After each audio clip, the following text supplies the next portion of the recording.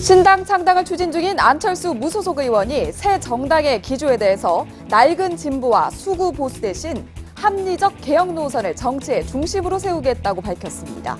또 새 정치의 추진 세력이 30, 40대 청장년층이 돼야 한다고 주장했는데요. 개방과 차별을 중요한 원칙으로 내세운 안 의원의 신당 행보에 정치권의 시선이 모아지고 있습니다. 분당 위기에 몰린 새정치연합은 표창원 범죄과학연구소장 입당 카드로 맞불을 놨는데요. 이 표창원 소장을 시작으로 본격적인 총선 외부 인재 영입을 시작해 입당 결심을 굳힌 인사들을 발표할 계획이라고 밝혔습니다. 한편 새누리당은 친박과 비박 간 공천 신경전 속에 험지 출마론을 놓고 몸살을 앓고 있는데요. 얼마 남지 않은 2015년 여의도를 달군 뜨거운 정치권 이슈를 쟁점 토론에서 살펴봅니다. 먼저 오늘 함께 하실 네 분 소개해드립니다. 최영두 전 청와대 홍보기획비서관, 김우석 미래개발전략연구소 부소장, 강희용 새정치민주연합 부대변인, 서양호 두문정치전략연구소 부소장. 자, 어서 오십시오. 일요일의 남자 안철수 의원이 오늘 기자회견에서 신당이 추구하는 비전을 밝혔습니다. 먼저 들어보시죠. 한국 정치를 바꾸고 절망의 대한민국의 희망의 불씨를 지키고 키워내지 못한다면 국민 여러분께서는 또 한 번 실망하고 절망에 빠질 것입니다. 정말 두려운 일입니다. 제가 부서지고 깨지더라도 이 불씨를 지켜내겠습니다. 30대, 40대 우리 사회의 허리가 정치 소비자만이 아니라 생산자가 되어야 하고 주체가 되어야 하고 중심이 되어야 합니다. 몇몇 재벌에 의존해서는 재벌만 행복하고 국민 다수는 불행한 구조를 바꿀 수 없습니다. 질책을 듣더라도 국민께 솔직하게 증세에 관해 말씀드려야 합니다. 새정당은 낡은 진보와 수구 보수 대신 합리적 개혁을 정치의 중심에 세울 것입니다. 네, 최 비서님, 네. 네, 잘 들으셨는지요? 네. 네, 오늘 신당 비전을 공개했는데 네. 전체적으로 어떻게 보셨습니까? 네, 좋은 말이 참 많았습니다. 네. 근데 이게 이제 안철수 대표의 그 한계라고 할까요? 이런 것 같은데 이 정치는 선택과 또 결단입니다. 그리고 무엇보다도 현실적으로 지금 국민들이 부딪히고 있는 문제를 어떻게 풀어줄 것인가에 대한 정책적 대안을 내놔야 됩니다. 근데 오늘 안철수 대표의 말씀을 보면은 여당도 틀렸고 야당도 틀렸고 근데 나는 어떻게 하겠다 이런 게 또 없습니다. 지금 우리 경제 상황이 얼마나 어렵습니까? 이 실제로 실질 경쟁률이 급락하고 있고요. 제가 시장에서 서민들을 만나보면 정말 눈물이 납니다. 이 시장의 한기가 지금 그 엄동설안이어서 그런 게 아니라 정말 엄동설안 시베리아 정말 바람이 부는 것 같습니다. 이 국민 경제에 도움이 되거나 또 국민들이 간절히 바라는 그런 법안들이 지금 벌써 1개월째 표류하고 있지 않습니까? 처리가 안 되고 있습니다. 기업활력제고법이라든가 서비스 발전법이라든가 또 우리 국민의 안전과 관련된 테러 방지법, 또 북한 주민들의 인권과 관련된 북한 인권법 같은 문제들, 이런 문제들에 대해서 현실적인 대안을 내놓으셔야 됩니다. 국회의원이 누굽니까? 국회의원 영어로 우리가 국회가 입법부고요. 영어로 로메이커라 그럽니다. 법을 만드는 분입니다. 안철수 대표는 이 법을 만드는 사람의 지도자입니다.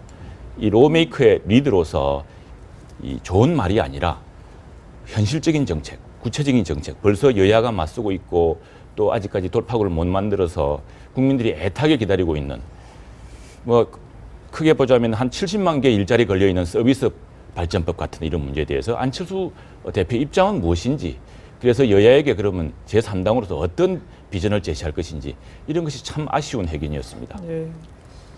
우선 정책마다 현실적 대안이 제시되지 않았다라는 네. 의견인 것 같습니다. 네.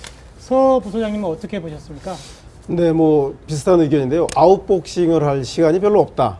저는 뭐 그렇게 판단이 되는데요.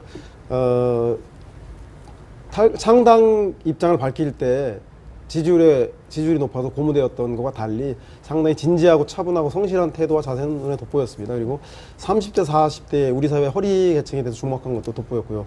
그러함에도 불구하고 여전히 본인이 왜 탈당할 수밖에 없었고 신당을 창당하게 됐는가에 대해서 야권의 현재 모습에 대해서 아주 심각한 위기라고 얘기해서 많은 국민들에게 주목을 받았습니다.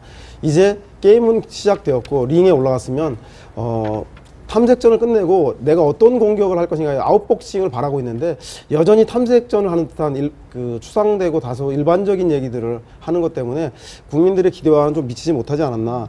계속 낡은 진보와 개발 독재를 벗어난 제3지대 중도 개혁적 합리 노선을 하겠다는 것 이외에 구체성을 좀 담보하지 못한 좀 아쉬운. 그래서 지금 안철수 의원에게는 시간이 많지 않음에도 불구하고 탐색전으로 붙이는 것이 제일 아쉬운 대목이라 할 수 있겠습니다. 예. 오늘 안철수 신당은 구체적인 내용보다는 정책 기조, 정당 기조 밝히는데 주력했는데요. 그 내용을 보면 수구 보수와 낡은 진보로부터 선을 그었지 않습니까? 네네. 이 양쪽을 싸잡아 비판했는데 그 배경은 뭐라고 보십니까? 일단 오늘 기자회견을 보면은요, 낡은 진보와 수구 보수를 대신한 합리적 개혁 노선을 정치 중심으로 두겠다. 중도를 지향하겠다라는 측면이 크겠죠. 네. 중간에 비어 있는 중도층, 그리고 산업화 세대와 민주화 세대의 방식을 대안을 제시하겠다. 그러니까 보수 진영, 산업화 진영과 뭐 민주화 세대라고 하는 건 86세대를 비롯해서 이쪽 그룹이겠죠. 그 대신할 수 있는 새로운 정치 세력이 필요하다라고 얘기하면서 30대, 40대 우리 사회의 허리가 정치 참여를 적극적으로 해야 한다 이렇게 얘기를 하고 있습니다. 나름대로 자기 스스로의 위치를 정확하게 제시를 해주는 측면이 있습니다. 네. 정체성의 부분인데 이 부분에 대해서는 뭐 많은 사람들이 의구심을 가지고 있기 때문에 한 번은 적절한 시기에 얘기를 했다고 저는 보고요. 우리나라의 정치 지형이 보통 뭐 이렇게 좌와 우로 이렇게 비교를 해보면은 30% 해가지고 중도층을 한 40% 정도 봅니다. 네. 그래서 그런데 이게 좌측에는 이렇게 빼주고 한 건 뭐 극단적인 경향들이 많이기 때문에 하여튼 좌측에 있어서 30%인데 지금 문재인 대표 체제가 운동권 출신 의원들이 헤게모니를 쥐면서 더 좌측으로 갔단 말이죠. 그러니까 여기서 한 뭐 25% 정도에서 더 줄어들고 그 공백을 새누리당이 좀 이렇게 잠식을 하면서 한 40% 정도, 10% 정도까지 가져갔어요. 그런데 이런 구도가 평소에는 상관이 없는데 문제는 선거 때입니다. 평소에는 극단적인 경향을 가지고 있는 사람들이 활동력이 크기 때문에 이니셔티브를 잡아갈 수가 있어요. 당을 운영하는데 전혀 문제가 되지 않습니다. 문제는 선거 때인데 선거 때는 이 중도층을 잡는 게임이거든요. 네, 그렇죠. 그러다 보니까 이 공간이 비어 있는 상황을 그냥 방치할 수가 없다라고 하는 진보 진영에서의 아주 큰 욕구가 있는 거죠. 네. 이런 욕구의 지점을 안철수 의원이 정확하게 파고 지금 그 자리를 차지하려고 나온 겁니다. 그래서 제대로 짚었다는 얘기네요. 좌우를 싸잡아 비판하면서 중도의 40%를 정치 세력화해서 이번 총선을 돌파하겠다. 이런 의도를 가지고 있다고 보고요. 그런 면에서 지금은 30, 40대 그리고 수도권이 정치에서 소외돼 있다라고 하는 현실적인 요구를 계속 부각시키면서 정치적인 입지를 넓히고 있다고 볼 수 있습니다. 단 문제는 이런 자기 스스로의 위상을 만드는 건 좋은데 현실적으로 이게 극복 가능하냐. 많은 사람들이 정치인이 깜빡이는 뭐 좌측 깜빡이를 켜고 결국은 우회전한다 이런 얘기들 하지 않습니까? 네. 결국 지금 문제는 안철수 의원이 제도권에서 제1야당과 겨루기 위해서는 제도권에 들어와야 하는데 제도권에 들어오기 위해서는 호남의 국회의원들과 소위 말한 새정치민주연합에서 퇴출될 가능성이 있다라고 하는 의원들을 영입해가지고 제도권으로 들어올 수밖에 없거든요. 네. 그러면은 새로운 정치나 새로운 세대 교체나 여러 가지를 얘기하지만 현실적으로는 호남 중심의 당 또는 기존에 있던 국회의원들 중심의 당으로 회귀할 가능성이 많다라고 하는 것들을 여러 사람들이 지적을 하고 있는 것입니다. 이 두 가지의 지향을 어떻게 잘 조화해서 이번 총선을 돌파할지 이 부분에 대해서 많은 사람들이 관심을 갖게 되는 거죠. 네, 중도층을 겨냥한 기조는 좋은데 이게 또 결국은 기존 정치 세력들을 갖다가 그뭐 회기해서 이렇게 모아서 가다 네네. 보면 어차피 그 탈당 세력들이 네, 필요하니까요. 동력이 좀 떨어질 수 있다 이런 말씀인 것 같은데요. 저 새정치연합의 부대변인으로서 강혜용 부대변인 어떻게 보셨습니까?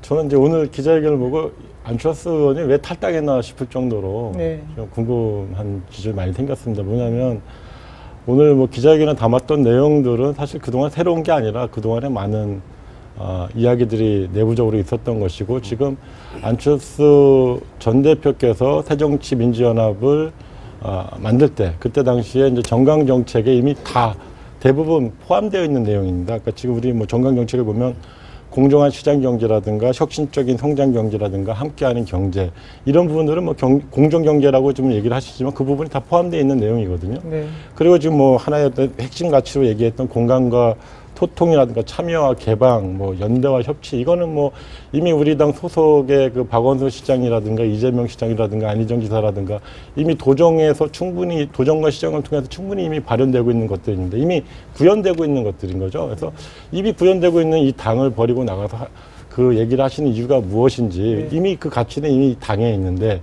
뭘 하고자 하시는 건지 모르겠다. 그리고 오늘 이제 아까 이제 두 분께서도 말씀하셨지만 낡은 진보와 수구 보수에 반하는 그러니까 합리적 개혁 노선이라고 얘기를 하셨는데 불과 일주일 전에 뭐라고 얘기하셨냐면 합리적 보수, 개혁 보수와 함께 하겠다 이렇게 얘기를 하셨어요. 그러니까 이 노선 자체 뭐 어떻게 명명하는 거는 뭐 물론 이제 그 본인의 자유고 뭐 마음이겠지만 이게 지금 국민들이 봤을 때 헷갈린단 말이죠, 지금. 네. 그러니까 합리적 보수를 지향한다고 얘기를 하다가 또 이번에는 뭐 합리적 개혁 노선이라고 또 마치 뭐 이거 중도로 또 포장을 해갖고 얘기를 하신단 말이에요. 그런데 또 2년 전에 이제 새정치연합 당시에 그때는 뭐라고 했냐면 진보적 자유주의라고 또 얘기를 하셨어요, 스스로.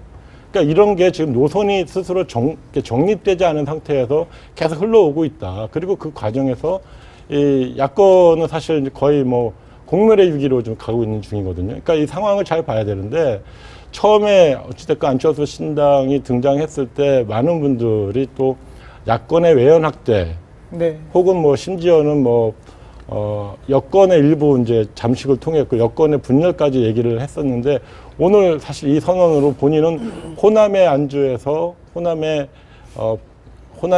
야권 분열을 사실상 그 이제 공식적으로 하겠다라는 선언으로밖에 받아들여지지 않는 그런 내용이다 이렇게 보여집니다.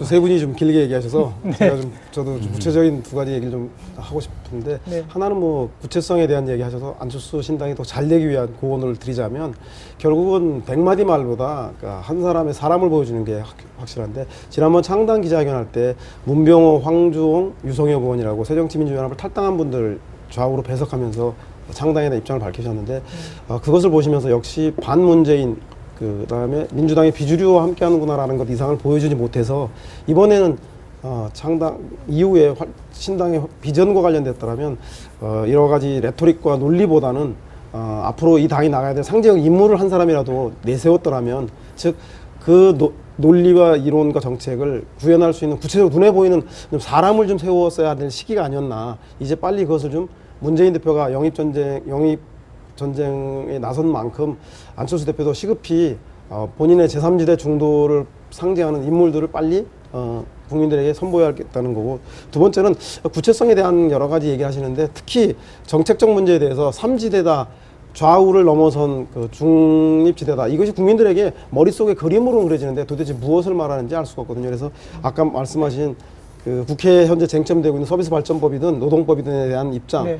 도대체 효율을 위한 생산력을 높여야 될 것인지 아니면 안정적인 그 고용을 해야 되는 것이 현재 그 경제 성장에 있어서 화두인지에 대해서 본인의 입장이라던가 주부들이 가장 많이 관심을 가지고 있는 그 영유아 보육전법 즉 그 누리과정에 대한 것을 박근혜 대통령이 공약하셨다가 재정적 문제로 폐기하셨는데 이것에 대한 본인의 입장은 무엇인지 보다도 구체적인 현실감 있는 현안 정책에 대한 입장들을 좀 그래서 이것이 그 새로운 정당 제3지대 안철수 신당이 하는 정책적 가치다라는 것을 국민들의 피부에 와닿는 삶의 문제, 생활의 문제를 제기하는 것 사람과 구체적인 정책 이 두 가지 문제를 빨리 국민들에게 선보이셔야지 신당에 대한 주목이 처음에 지지만큼 사라들지 않고 계속되지 않겠나 그런 우려와 비판의 말씀드립니다.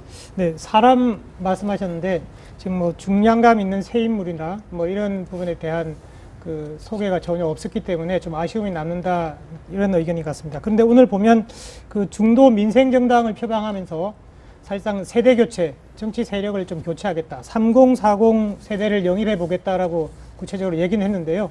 이게 지금 3040 세대가 정치권의 저변이 사실 거의 없지 않습니까? 어떻게 가능하실 걸로 보시는지 어떻습니까? 제가 보기에는 일단은 논리로서 40 세대의 가치 지향을 말씀하셨는데 안철수 대표가 지난번 새정치 추진위원회라고 민주당과의 통합을 하기 전에 새정치 하실 때도 아쉬웠던 것이 널리 인재를 구하기 위해서 그 당시에 새누리당을 탈당하셨던 홍정욱 의원이라든가 김부겸 민주당 김부겸 의원이나 정장선 의원, 부산의 김영춘 의원, 소위 말해서 앞으로 미래 세대인 소장파 의원들과 함께 만나서 신당을 하자고 하셨는데 그때 그분들이 이것이 안철수의 대권을 위한 정당이 아니라 정말로 여야의 정쟁과 갈등을 넘어선 3지대 신당이 되기 위해서는 당신이 대선을 불출마하고 이 정당을 위해서 만들겠다라고 약속을 하면 하겠다고 했는데 안철수 대표가 거부하시는 바람에 무산된 적이 있거든요. 네. 마찬가지로 현재 안철수 대표가 많은 사람들이 중도 신당이 되기 위해서는 중도를 표방하는 정운찬 총리라던가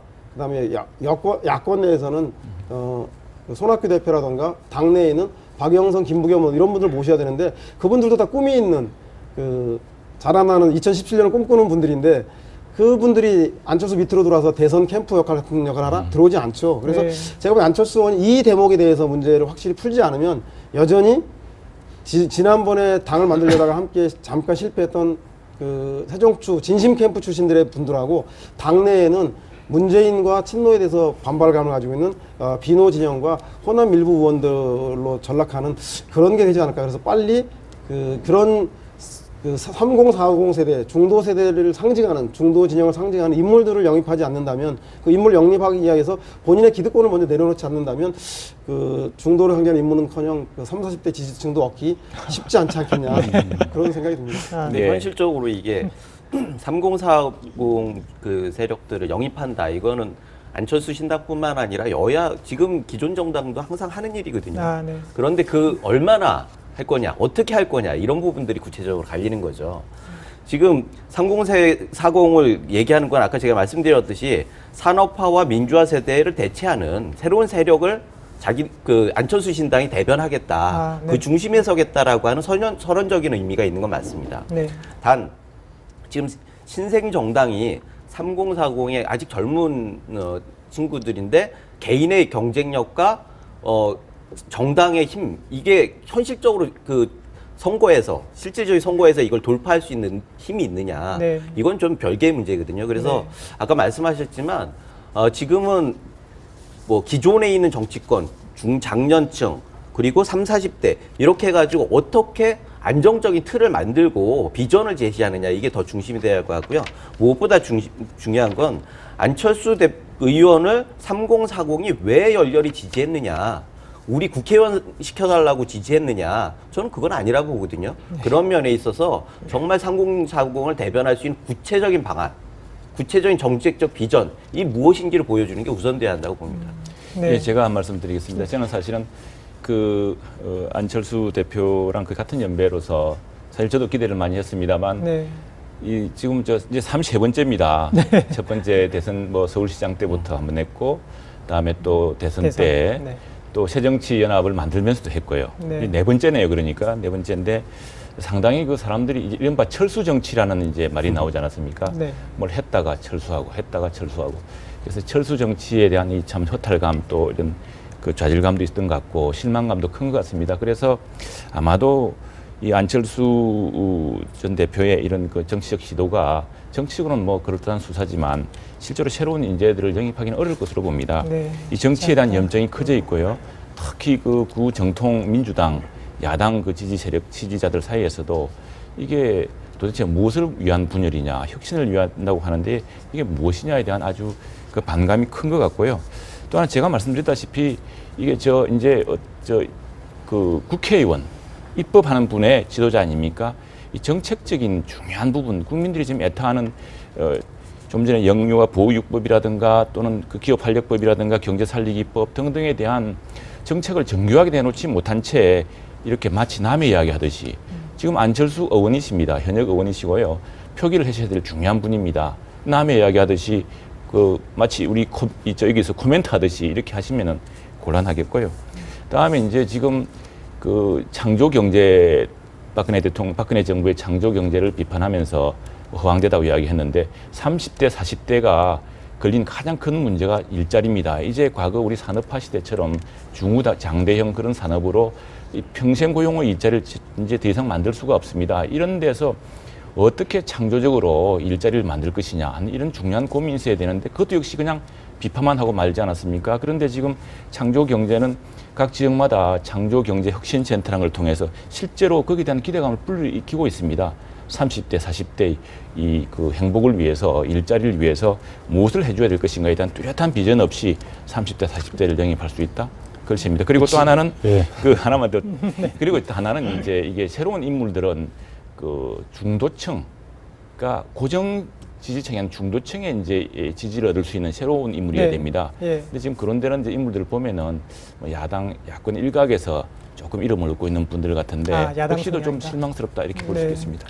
그런데 이제 기본적으로 지금 이제 3040 인재를 영입해야 된다라고 하는 거는 여야 할 것 없이 정치권 공통의 과제라고 봅니다. 그러니까 왜냐하면 일단 베이비 부머 세대 이후에 사실 그 정치적 공백이 좀 있거든요. 그러니까 가령 야당 같은 경우에는 이제 과거에 486, 586 세대가 이제 86 세대가 존재하는데 그 이후 세대는 사실 30대에 몇 명을 제외하고는 블랭크가 되어 있는 상황이어서 이런 공백을 어떻게 메울 것인가가 이번 또 총선에서도 대단히 중요한 문제라고 저는 생각이 들고요.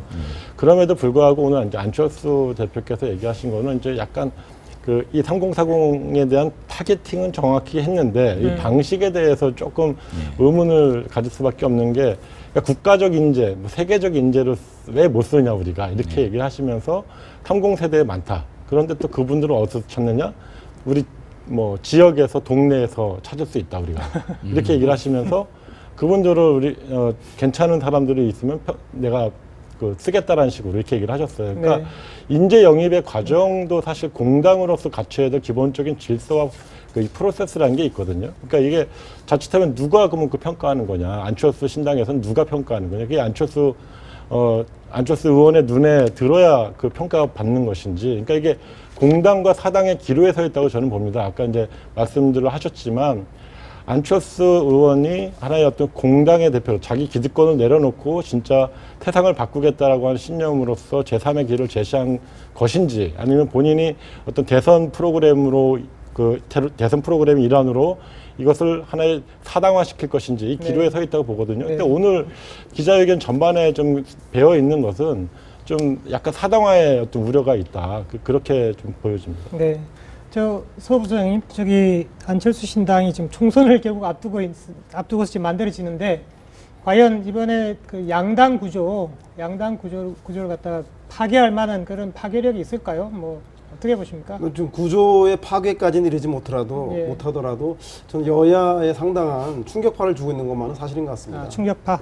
여당 내에서 때 아닌 험지론이 나오고 그리고 야당 내에서 물갈이 혁신, 인물 혁신들이 계속 나오는 거 보면 아무래도 안철수라고 하는 존재 자체가 기성정당에 던지는 메시지, 국민들이 그만큼 기성정당에 대한 반감을 가지고 있는 게 아닌가 싶은 생각이 들고요. 그래서 양당 구조를 대신에 좀 파괴하려면 두 가지 전제가 필요합니다. 하나는 현행 선거구가 소선거구제라고 하는 제도적인 문제가 있습니다. 일단 선거가 시작되기 전에는 여야의 고정 지지층과 중도층이 갈려져 있습니다. 그리고 이 여야의 싸움이 강화될수록 선거가 들어가고 종반전으로 갈수록 선택지를 통해서 두 당이 혁신 경쟁을 하든 공약 경쟁을 하든 지지자들은 양당 구조로 편입되고 부동층들은 지긋지긋한 양당 싸움에 넌덜머리를 내면서 참여하기보다는 정치 참여에서 이탈하는 무관심층으로 변하는 성향이 많았기 때문에 이 3지대 정당들이 세력화되지 못하는, 중도 세력이 실제화되지 못하는 문제점이 또 있었고요.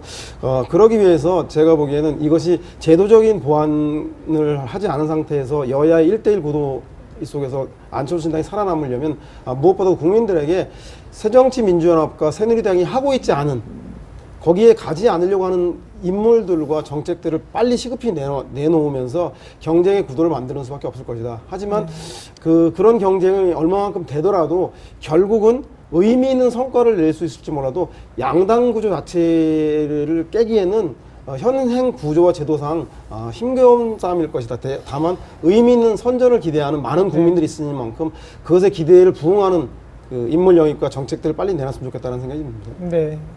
저 김우석 소장님 사람들이 안철수 의원이 많이 달라졌다 하는데 뭐 사실 어떻게 보십니까? 정말 달라진 건가요?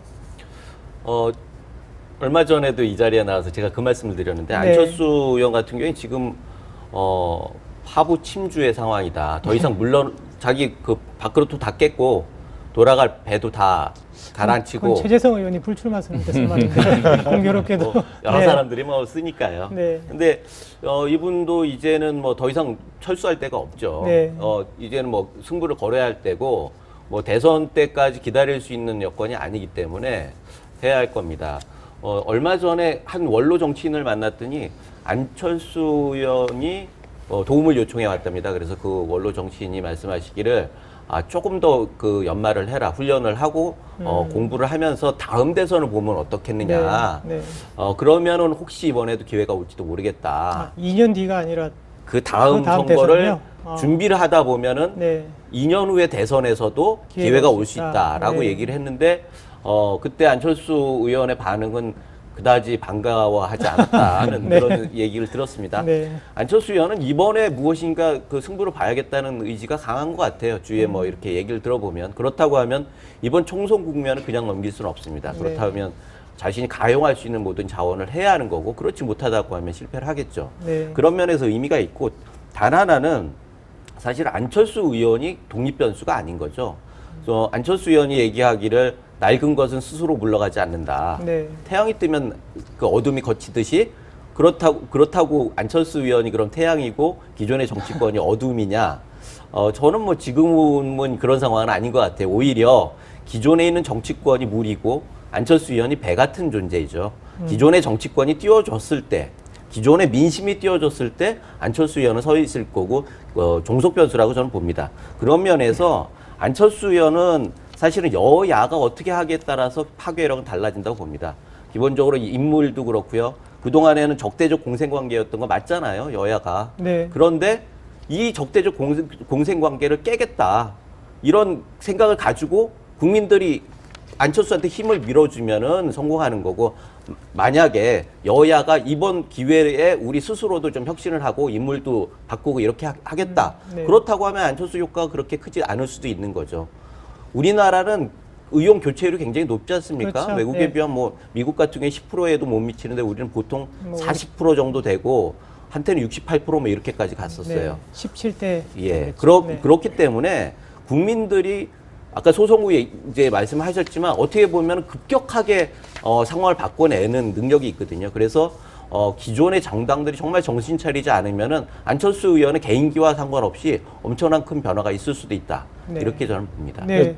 제가 볼 때는요. 그러니까 지금 뭐 이제 안철수 의원은 이제 요즘에 강철수라고 얘기하죠. 그러니까 이게 저는 과거에 뭐 약철수 혹은 뭐 다른 또 닉네임이 있지만 네. 이제 강철수라는 이름을 내걸면서 이제 강하게 드라이브를 거는데 이거는 뭐 그 말 그대로 과거의 어떤 약철수 이미지를 탈각하게 물을 빼는 좀 메이크업 과정이라고 봅니다. 그런데 그 오히려 최근에 그 유력 정치인들 혹은 각광받는 정치인들은 오히려 이 강함보다는 사실 유연함, 공감 이게 최고의 가치거든요. 그러니까 오히려 거꾸로 가는 경향이 있다 이렇게 보여지고요. 그래서 어떤 뭐 레토릭으로 어떤 승부하는 이런 정치는 오래가지 못할 것 같다는 생각이 듭니다. 그리고 아울러서 아까 이제 그 뭐 양당 체제에 대해서 잠깐 말씀을 드리면 지금 대한민국 정치 현실에 있어서 소위 의식 있는 정치인이 제1과제로 양당 체제의 어떤 혁파를 내걸 상황인가. 저는 물론 양당 정치의 기득권 문제, 양당 정치의 폐해에 대해서 너무나 잘 알고 있습니다. 그러나 지금 박근혜 정권 들어서서 민주주의의 퇴행, 민생 경제의 어떤 그 고통, 이런 것들이 최악의 상황으로 가고 있거든요. 말 그대로 이 국방비리나 이런 여러 가지 뭐 일당 독점 시대와 마찬가지로 그냥 무조건 밀어붙이잖아요. 그러니까 뭐 국정교과서라든가 이런 것들. 이렇게 이런 시대에 사실 이 양당 체제의 어떤 그 붕괴라고 하는 거, 지금은 말 그대로 선거를 앞두고 힘을 모아야 되고 힘을 모아서 하나 돼서 싸워야 될 시기인 것입니다. 이런 시기에 사실 야권 분열을 자초하는 현상이 과연 바람직한 것인가 이런 생각이 드는 것이고요. 그 과거에 우리 역사에서 야권 분열이 우리나라 민주주의 후퇴에 어떤 영향을 미쳤는지를 한번 되돌아봐야 됩니다. 이런 판단을 좀 해야지. 지금 우리가 한각의 정당 체제, 지금 사실 중앙선관위에 등록된 정당이 몇 개입니까? 수십 개입니다. 그 중에서 선거에서 선택받는 정당은 두세 개 정도가 됩니다. 그 지금의 양당 체제는 사실상 국민들이 선택한 체제라고 해도 과언이 아니거든요. 그러니까 이런 것을 자기 목소리를 대통령제 하에서 가장 잘 대변할 수 있는 체제로서 지금의 양당 체제를 채택하고 있는 것이지, 이것이 하나의 제도로 우리가 뭐 당을 두 개만 만들어라 이게 아니잖아요. 지금은 하나의 선택의 과정으로서 그 결과로서 존재하고 있는 것이다. 그렇기 때문에 정치의 목적이 양당 체제니 다당제니 이게 돼서는 안 된다는 겁니다. 실제로 무엇을 할 것인가가 더 중요한 아니, 이번 것이죠. 총선에서 국민이 그걸 선택하시겠죠. 국민이 어차피 양당 체계를 선택하든 다당 체제를 선택하든 선택하실 거고, 본인들은 정치적으로 비전을 가지고 그걸 국민들한테 물을 수 있는 거죠. 총선이니까. 그런 의미에서는 체제가 무엇이 좋으냐 나쁘냐, 그래서 당신은 나가면 안 된다, 이렇게 얘기할 건 아닌 것 같고요. 그 안에서 경쟁을 통해서 국민이 양당 체제, 정말 내가 수권 야당으로서 내 일당으로서 역할을 다 할 테니까 다 우리를 믿고 해달라. 그래서 국민이 밀어주면은 그건 양당 체제가 되는 거죠. 그렇습니다. 야당 분열의 책임론은 저도 뭐 동의할 수 없는데요.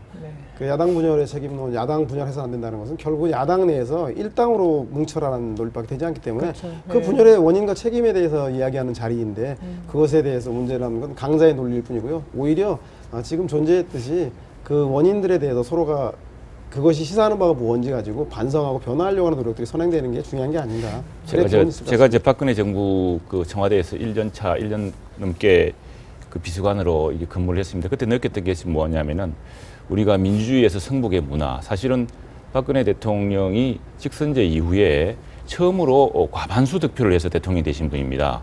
이전 대통령과 달리. 근데 출기 초부터 그 정통성 문제를 계속 야당이 문제를 제기를 해왔습니다.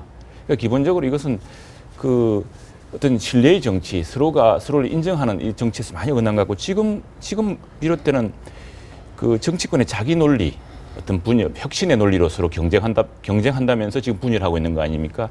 이게 참 안타까운데, 이게 지금 제가 또 국회에서 일부 쭉 이 일을 봐왔습니다만 보면은 제대로 입법이 진행되질 않습니다. 이게 이제 국회 선진화법이라고 이름이 좋은 법을 만들어 놓고 사실은 아무것도 진행되지 않고 있는데, 그러다 보니까 지금 입법 비상사태라고 하지 않습니까? 입법이 하나 되지 않고 있습니다. 심지어는 선거구 획정에 관한 것도 이제 내일 모레면 이게 모두 무효가 됩니다. 정말 비상사태가 되는데, 또 국민들이 간절히 바라는 법안 또 제대로 하나도 이루어지지 않고 있고, 이게 뭐 때문이냐? 야당 내부의 자기 논리와 자기 경쟁, 이런 것 때문에 전혀 여야 협상이 제대로 이루어지지 않고 있습니다.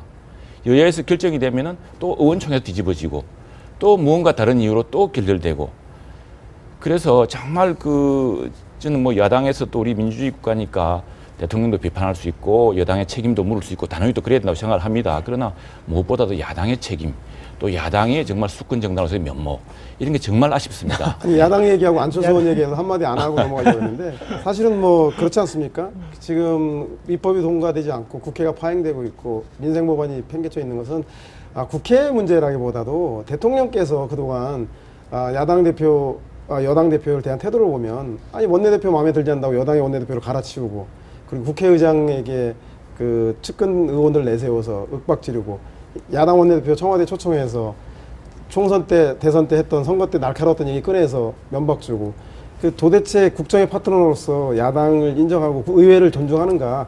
대통령만 좀 이 정국에서 빠져주셨으면 여야가 충분히 합의된 내용들을 얼마든지 성과를 남겨놨을 텐데, 대통령이 선거를 의식해서 너무 여야의 정쟁의 대결로 정치의 여왕이시다 보니까, 선거의 여왕이시고, 그러다 보니까 모든 걸 선거로 진영 간의 대결로 만드시는 대통령 입법의 문제에 대해서는 대통령의 책임 또한 크지 않을 텐데. 제가 이제 지난번에 제가 이제 이 부분 반론을 좀 해야 됩니다. 제가 왜냐하면은 이 부분 제가 그 청와대 비서관으로서 사실 초기에 이 문제에 대해서 많이 국회와의 관계를 어떻게 설정할 것인가를 많이 제가 그 제안도 하고 우리 또 그 비서관 회의에서 많이 이야기도 했던 대목입니다. 그 홍보기획 비서관이라는 것이 선임 비서관이기 때문에 정무비서관, 민정비서관, 또 경제금융비서관과 함께 집중적으로 매일같이 논의를 많이 합니다. 이때 이제 저희가 국회의 관계에서 대통령께서는 이제 우리 대통령들 중에 처음으로 매년 국회에서 시정연설을 하시도록 하자. 이게 이것이야말로 국회를 존중하는 최고의 태도이다. 사실 예전에 이제 대통령님들 특히 임기 후반부에 가면은 야당의 비난, 또 여당의 내에서 일부 조롱 이런 게 싫어서 국회에 안 가셨거든요. 근데 이번에 3년 내 가셨습니다. 이건 뭐 국회의장도 인정하셨고 또 정말 아름다운 전통이라고 하셨고. 근데 쭉 통계를 보면요. 지금 부소장님처럼 또 그렇게 보시는 분도 많지만은 실제로 보면은 여야 원내 지도부도 많이 초청하고 여러 가지 대화를 많이 합니다. 근데 그런 것을 다 잊어버리시고 한 측면만 보는데, 근데 이게 사실은 꼭 대통령의 문제라기보다는 입법부와 행정부 또 너무나 그 양당 구조로 이게 양극화된 우리의 정치, 또 서로의 권위를 인정하지 않고 서로를 인정하지 않는 이 정치 문화, 이런 것도 참 큰 문제 아닌가 싶습니다. 그러니까 지금 이제 야당 얘기를 하셨으니까 네. 이제 말씀을 안 드릴 수 없습니다. 네, 지금 네. 보면 네. 그 뭐 경제 민생 얘기하시지만 사실 정부 여당이 이제 이번 19대 국회 때 제출한 경제 민생 관련된 법안이 30개입니다. 네. 30개 중에 몇 개가 통과됐냐면 29개가 통과됐습니다. 여야 합의로요. 이게 야당이 협조 안 했다고 이런 얘기를 하시면 안 되는 거고요. 지금 하나 이제 서비스 발전법이 있고, 그다음에 추가로 이제 원샷법 해갖고 기업 이제 촉진 그 인사병 촉진법 하는 거 그게 있는데, 지금 그 서비스 발전법 같은 경우에는 이미 지난 3월 달에 그 여야 영수회담에서 보건의료 부분만 빼고 하자. 이미 합의가 된 내용인데 그 합의를 지키지 않고 있는 게 지금 여당입니다. 이런 부분들을 빼고 지금 뭐 야당 탓을 네. 하고 있는 것은 네. 아니 지금 잘못된 마치 것이죠. 제가 예. 국회에서 자주 보는 여야 공방을 여기서 듣는 것 같습니다. 저희가 준비한 영상이 있는데요. 지금 야당 얘기로 다시 들어가서 그 안철수 문재인 대표 간에 지금 인재 영입 경쟁이 지금 본격화하고 있는데, 공교롭게 보니까 지금 안철수 사랑으로 분류되어 온 장하성 고려대 교수가 제일 1순위로 지금 떠오르고 있는데요. 지금 과연 이게 어떻게 되는 건지 영상도 한번 보시고 얘기 나눠보도록 하겠습니다. 자문을 하신다든지 좀 도움을 좀 주실 수 있으세요? 아니 지금 한국 정말 이 갈등, 대립, 불공정, 불평등 이 만연한 사회에서 이 세상을 바꾸겠다는 정치인이 있다면 당연히 도와야죠. 학자로서. 그런 정책적인 좀 협조를 구하고 계세요? 말씀을 좀 전하고 계신가요? 오랜 친구인데 뭐 어떻게 하겠습니까? 네, 서 실장님, 저기 장하성 교수가 안 의원에 대해서 오랜 친구라고 표현했네요. 네. 그 오랜 친구는 그 미운정 고운정 들었다는 얘기일 거고요. 네. 누구보다도 안철수 의원을 잘 안다는 뜻인 것 같습니다. 그 얘기는 뭐냐면, 예전에 새정추 때 내일연구센터 소장을 하시면서 안철수 의원을 새정추에서 새로운 신당을 위해서 열심히 도우시다가 지방선거 전에 창당을 해서 세력화해야 한다라고 하는 장하성 교수의 입장과 지방선거 전 창당에 대해서 미온적인 그 안철수 의원의 그 태도 때문에 두 분이 뭐 충분한 설명 없이 하여튼 장하성 그 센터 소장님께서 내일 센터를 그만두시는 그런 연구 소장님 그만두시는 일이 있었는데요. 네. 그 얘기는 뭐냐면 친구로서 고운정은 친구로서 양당의 기성 정치에 있는 새누리 그 새정치와의 기성 정당과의 싸움을 하는 그 제3지대 정당으로서의 안철수는 적극적으로 돕겠으나 내가 직접 나서서 정치하는 데에는 그 여러 가지로 적절하지 않으니 정책적 조언이나 이런 것들을 좀 하겠다라고 하는 네. 그런 정도의 마음은 지원하지만 함께하기에는 좀 그런 그 표현을 하신 게 아닌가 싶습니다. 그래서 그런가요? 오늘 네. 문재인 대표가 기자들과 만나가지고 장하성 교수하고 우리 당과는 오랫동안 관계를 가져왔다 이렇게 말씀하셨는데, 장 교수의 관심이 상당히 많은 것 같습니다.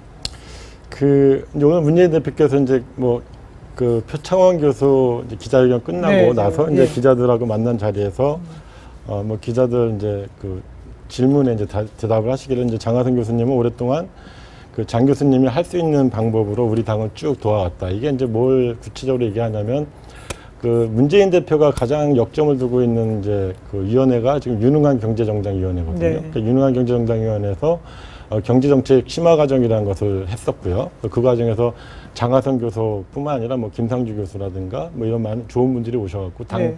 지도부를 대상으로 해서 경제개혁 혹은 경제정책의 어떤 패러다임 변화에 대해서 많이 강의도 하면서 많은 조언과 이런 것들을 해주셨습니다. 그래서 실제로 그것이 당의 일부 정책으로 반영되기도 했고요. 네. 그러니까 어떤 뭐 단순하게 인간관계가 아니라 실질적으로 야당의 어떤 경제정책 변화하고 어떤 경제정책의 어떤 흐름에 직접적인 조언을 해주시고 계시고요. 그래서 네. 그런 부분에 있어서 어떤 장하성 교수에 대한 어떤 뭐 가까움 이런 것들에 대한 표현이라고 보여지고요. 근데 문제는 그 장하성 교수에 대해서 그 문재인 대표께서 장하성, 금태섭 뭐 이런 안철수의 사람을 빼가고 네. 또 안철수 의원은 그 새정치에 있는 그 비주류 의원들 그리고 호남의 의원들 빼가고 네. 서로 제살 깎아먹기 먹기 경쟁인데 결국 국민들이 이런 그 문재인 안철수의 제로섬 게임에 대해서 누가 동의를 하겠습니까? 원래 외연 확장, 야권의 그래서 넓히겠다, 파이를 키우겠다고 했던 약속은 오간되었고 서로의 그 의원 빼앗기는 구태 정치일 뿐더러 제살 깎아먹기 먹기 때문에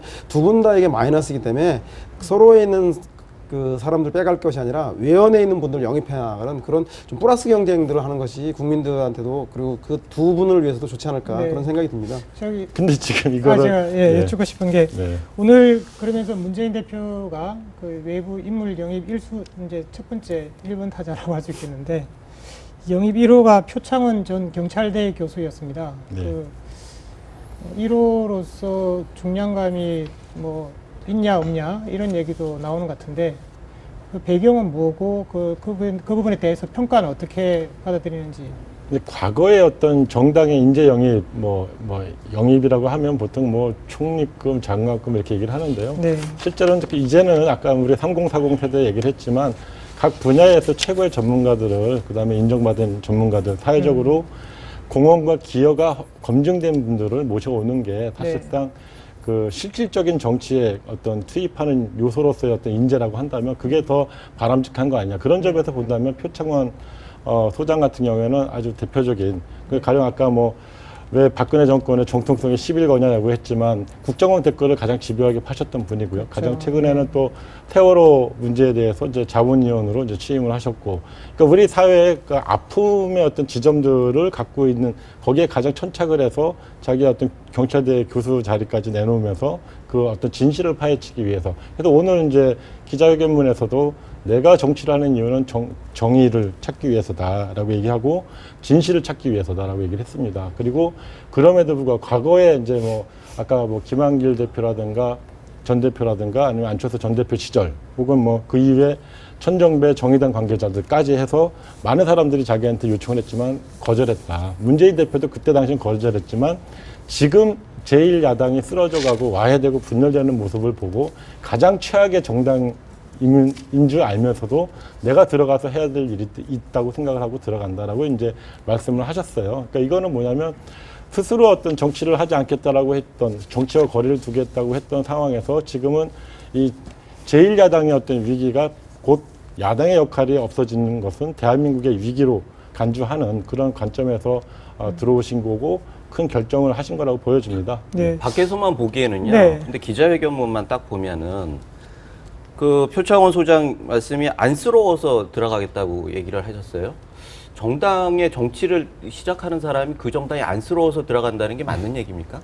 국민을 보고 하는, 정치인은 국민을 보고 하는 건데 정당이 안쓰러워서 들어간다라고 하는 건 좀 납득이 안 가고요. 두 번째는 정의, 진실을 규명해서 한다는데 그 누구의 진실이냐라고 하는 부분들에서 공감할 수 있는 범위이냐라고 하는 부분들도 다시 논의를 해봐야 할 것 같고, 지금 진실을 얘기하는데 국정원 댓글 의혹, 말씀하셨던 국정원 댓글 의혹 이 부분에 대해서 진실을 얘기하는 것이 만약 문재인 대표가 생각하는 진실이냐라고 한다고 하면은요, 지난 2년여 동안 계속 공방이 그렇게 그 아주 정말 지겹게 되었던 대선 불복 문제가 계속 진행이 되는 거거든요.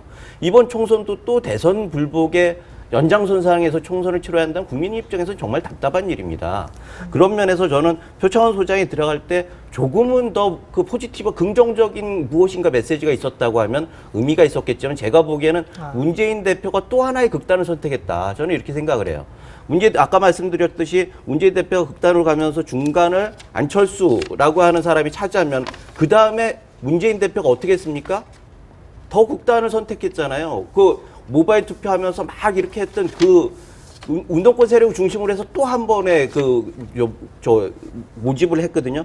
이렇게 자꾸 극단적으로 하면은요, 제1야당이 하기가 굉장히 힘듭니다. 장하선 문제만 해도 그래요. 장하선 교수는 지금 안철수 그 기자회견문을 보면 장하선 작품이잖아요. 제가 보기에는 그것의 연장선상에서 지금 안철수 의원도 기자회견을 한 겁니다. 그래서 더 구체화시키기 위해서 장하성은 안철수가 제일 필요했던 거고, 그거를 또 아까 말씀하셨듯이 이게 마풀 작전으로 또 뺏어오겠다, 이런 식의 정치를 하고 있는 거예요. 그래서 지금 적어도 대선을 바라보고 있는 분들이라고 하면, 국민의 선택을 바라보고 있는 분들이라고 하면 조금 더 외연 확대하고 중간층과 소외받은 사람을 생각해야지 기존에 있는 당내 기득권을 연연해서는 안 되겠다. 그 싸움에 이전 투구를 하지 않았으면 좋겠다라고 하는 게 제가 보기엔 이번 총선의 국민의 바람이라고 저는 생각합니다. 제가 짧게 보태면 사실 이게 역시 우리 문재인 대표께서도 이 뺄셈의 정치에 덫에서 못 벗어나오고 계신다. 사실 지금 인재영이 뭐 그렇게 대단하게 지금 영입할 인재도 많지 않습니다만 보니까 지금 야당의 사정이. 그런데 더 중요한 것은 사실 정책으로 돌아가서 지금 입법 비상사태라고 하지 않습니까? 이 사태를 해결할 수 있는 리더십을, 저는 오히려 문재인 대표가 이 국면에서는 안철수 대표랑 이런 문제로 뺄셈의 정치하지 마시고, 자, 여당 대표 만나서 기업 활력 제고법 합시다 하는데 뭐 하자고 구체적인 조건을 걸어서 빨리빨리 진행을 시켜서 이 국민들이 답답해하고 바라는 이런 경제 살리기 법안들, 네. 이걸 좀 빨리 해주셔서 정책의 리더십, 이 로메이커 리더 아닙니까? 그 리더로서의 기능을 하셔야지만이 오히려 드셈의 정치를 정말 리더십이 무엇인가를 보여줄 수 있지 않겠나 생각합니다. 이 오늘 말씀 토론이 하나만, 핫하게 진행되다 보니까 하나만 오늘 저희가 네. 준비한 시간들이 상당히 예, 빨리 지나가고 있는 것 같은데요. 지금 여당 얘기도 조금 한번 들어보는 게 어떨까 싶습니다. 네. 지금 그 험지 출마론 공방 놓고서 네. 친박, 비박 전운이 감돌고 있는데 네네. 지금 그걸 자세히 보면 그 특정 인물을 사실 그러니까 전략적으로 공천하는 이게 우선 추천제라는 예. 게 지금 새누리당에 있어요. 네네. 그것과 사람들이 일반적으로 봤을 때 전략 공천이라고 하는 게 크게 차이가 없는 것 같기도 하고 있는 것 같기도 한데 어떻습니까? 그 당헌 당규상 이제 우선 추천자라는 게 있습니다. 그것은 예. 당의 사정상 그 지역에서 좀 압도적인 그 우세가 전망되고 또 능력이나 평판이나 인지도의 면에서 월등하면은 굳이 경선을 거치지 않고 할 수 있도록, 사실 그것은 이제 유권자의 선택과 관계가 있습니다. 만일 유권자들이 여론조사라든가 또는 다른 방식을 통해서 압도적 지지를 보내주면 사실은 경선이 필요 없는 거거든요. 그래서 그것은 비단 그것이 전략 공천이라고 해서 이전처럼 낙하산 시과로 볼 게 아니라 실제로 유권자들이 오케이, 그 인물 참 훌륭하다, 그 인물 경험이 있고 능력이 있고 헌신할 수 있고 책임질 수 있는 인물이다, 이게 인정이 되면 사실은 국민들이 수용하면은 수용되는 겁니다. 그런데 이제 그게 아니면은 조금 곤란을 겪겠죠. 그러나 이게 당헌 당규 소양에 있는 내용이고 또 지금 우리 최고위원회라든가 이걸 통해서 조율될 수 있는 내용이기 때문에 큰 시비는 없을 그리고 것으로 지금 봅니다. 보면 그러면서 김무성 대표와 그 홍문정 전 사무총장 간의 얘기를 보면 서로 홍문정 사무총장이 김무성 대표에게 험지 출마하라고 이렇게 얘기를 했지 않습니까? 왜 이 서로 친박 비박 간에 갈등이 있는 건가요? 사실은 그 험지 출마는 친박하고 비박 간의 갈등의 구조는 아닙니다. 대표적인 게 안대희 전 대법관 문제잖아요. 네. 안대희 대법관 험지 출마 문제는 처음에 친박 진영에서 얘기를 조율을 하고 김무성 대표가 가가지고 설득을 해서 완성을 한 작품이에요. 오세훈 그 전 시장 같은 경우에도 지금 그런 구조로 가고 있습니다. 지금 뭐 험지 출마론 가지고 서로 사지에 몰고 있다, 이거는 현실적으로는 안 맞는 말입니다. 뭐 네. 홍문종 의원이 친박을 다 대변하는 것 같지도 않고 김무성 대표가 뭐 감정적으로 이렇게 뭐 그걸 해결할 수 있는 그런 구조도 아니고요. 제가 보기엔 여기에서 중요한 거는 험지 출마론이 우선 추천제와 관련이 돼 있다라는 측면이거든요. 네. 누군가를 어디로 보내려고 하면은 그걸 해야 하니까. 그래서 제가 보기에는 김무성 대표가 총선 승리를 위해서 어느 정도는 이걸 선택하지 않을 수 없을 것이다. 그런 면에서 친박 비박 상관없이 총선 승리에 같은 맥락으로 가지 않겠느냐, 이렇게 예측을 합니다. 네. 오늘 안철수 신당 얘기도 하고 그리고 야당이 워낙 핫해가지고 야당 얘기를 하다 보니까 시간이 많이 지나간 것 같습니다. 새누리당 얘기도 좀 더 들어봤어야 되는데 오늘은 시간이 짧아서 여기까지 듣기로 하고요. 다음 기회에 또 모셔가지고 듣도록 하겠습니다. 오늘 네 분 모두 수고하셨고요. 오늘 말씀 감사합니다. 네, 네, 고맙습니다. 감사합니다.